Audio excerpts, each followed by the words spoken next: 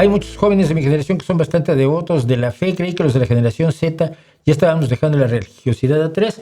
Bien, esto es porque estás en la generación alfa, se supone. A ver, tú esta separación generacional es idiota. No nos separamos así, hay traslapes, es un continuo. Entonces, luego si te toca más de cierto tipo de variación cultural en tu adolescencia, pues eso no quiere decir que sea la misma experiencia para todos. Pero no hay combate a la fe, por el contrario. Hay una promoción del pensamiento mágico. El pensamiento mágico tiene muchísimas facetas y una de ellas, por supuesto, es la fe religiosa. Pero es la promoción del pensamiento mágico que ha estado haciendo una realidad que vivimos. La realidad de la ciencia no importa, del antivacunismo de John F. Kennedy, del observador diciendo no se necesita ciencia para sacar petróleo, para hacer caminos, para gobernar, que lo ha dicho. El rechazo al cambio climático, el rechazo a las vacunas, todo esto crea un ambiente según el cual no hay una realidad. Y si no hay una realidad, lo que existe es lo espiritual. Y si existe lo espiritual y lo mágico y lo misterioso, pues entonces la religión es la que generalmente es la que saca más cubos de riquezas de ese pozo, ¿no? Yo creo que es una cuestión bastante razonable, porque el poder se está manejando racionalmente, ¿no? De una manera tan increíblemente despreciativa de los hechos, de lo que conocemos como verdad, que da igual. En los papeles de Epstein puede salir que Donald Trump está acusado de tantas violaciones de menores de edad. Y tú vas con Donald Trump y él te dice, no, afortunadamente, ya vieron, ya publicamos los papeles de Epstein y yo no estoy allí.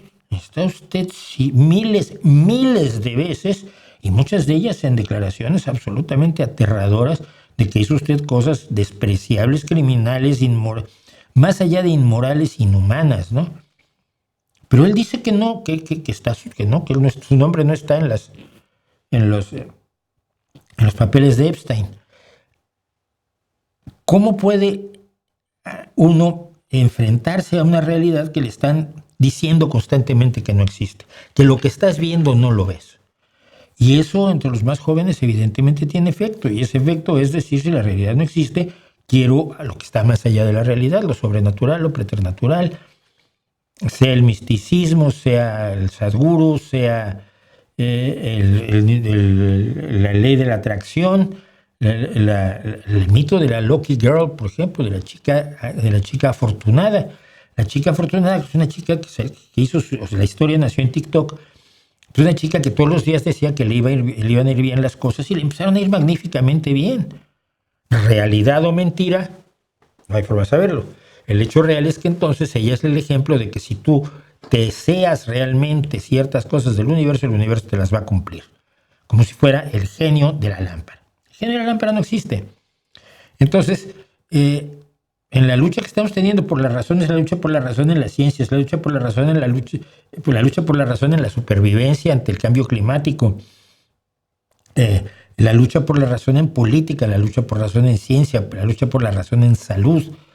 La razón está bajo ataque y somos nosotros los únicos que la podemos defender, porque no puedes esperar que Feijóo, Abascal o Trump o Orbán o Meloni salgan a defender la verdad y la ciencia. No va a ocurrir.